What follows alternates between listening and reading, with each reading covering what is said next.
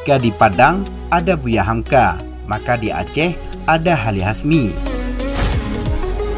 Ali Hasmi adalah penyair yang lahir di Lampaseh, Kabupaten Aceh Besar pada 28 Maret 1914 dengan nama lengkap Muhammad Ali Hasmi.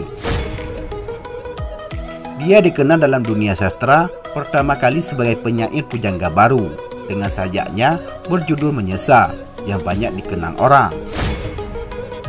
Dia dikenal juga sebagai pujangga yang bergelar profesor, ahli agama, tokoh politik, dan juga pejuang kemerdekaan. Dalam usaha memulihkan keamanan daerah, pemerintah pernah mengangkatnya sebagai gubernur Aceh dalam periode 1957 hingga 1964 dengan 2 kali masa jabatan, dan gubernur diperbantukan Menteri Dalam Negeri Jakarta periode 1964 hingga 1968. Rakan sahabat Hasanus yang budiman, sebelum lanjut, mari tekan dulu subscribe, like, dan share agar sejarah Aceh lebih terpandang di mata dunia. Ali Hasmi merupakan anak kedua dari 8 bersaudara.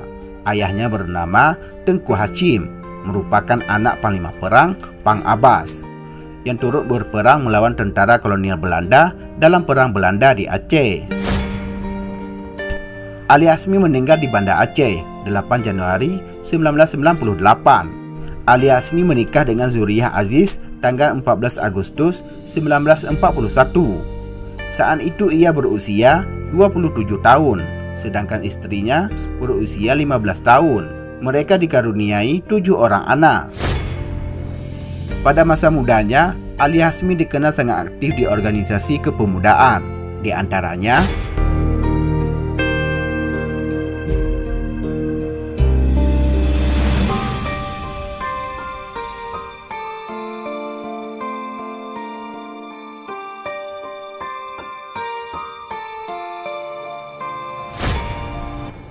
Selain aktif di berbagai organisasi kepemudaan, Ali Hasmi juga aktif sebagai pegawai negeri.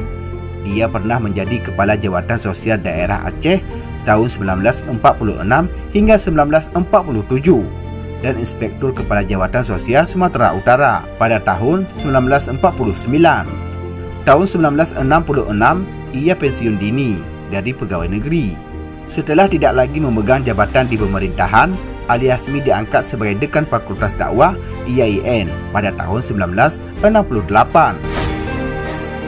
Dan tahun 1976, ia menjadi Guru Besar Ilmu Dakwah di IAIN Jamiah Ar-Raniri, Darussalam. Tahun 1982, tepatnya di bulan November, ia menjabat sebagai Rektor IAIN Jamiah Ar-Raniri, Darussalam, Banda Aceh. Selain itu, ia juga pernah menjadi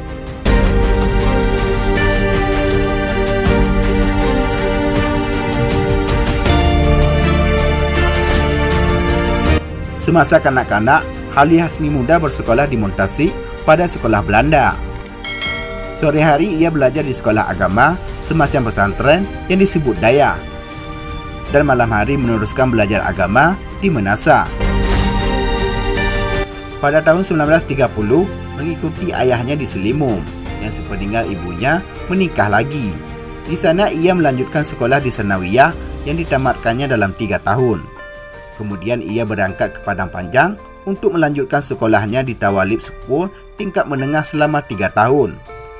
Di sekolah ini ia mulai berkenalan dengan dunia jurnalistik dengan menjadi sekretaris redaksi majalah pelajar Kewajiban. Semangatnya untuk belajar membawa ia ke Padang untuk meneruskan pendidikan di perguruan tinggi, yakni sebuah perguruan tinggi kebudayaan Islam. Ketika umurnya menginjak usia 50 tahun, Ali Hasmi kuliah di Fakultas Hukum Universitas Islam Sumatera Utara pada tahun 1952 hingga 1953. Kebangkrutan usaha ayahnya menghentikan belajar di perguruan tinggi itu. Namun, sejak itu karirnya sebagai pengarang dimulai dengan menulis untuk beberapa majalah di Jakarta. Namanya semakin dikenal sebagai penyair dan penulis cerpen melalui majalah Panji Islam, Pedoman Masyarakat, dan Angkatan Baru. Tahun 1936 terbitlah kumpulan sajaknya. Kisah Seorang Pengembara, dan pada tahun 1938 kumpulan sajak Dewan Sajak. Kedua kumpulan sajak itu terbit di Medan tanpa menghasilkan imbalan yang berarti. Pada tahun 1939, ia memperoleh imbalan yang layak dari dua novelnya, yakni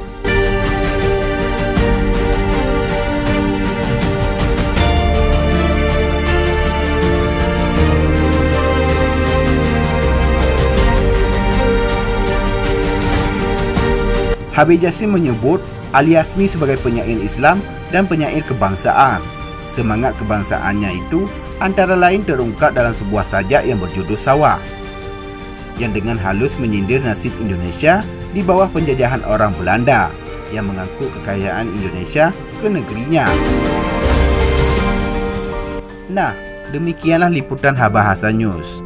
Semoga bermanfaat.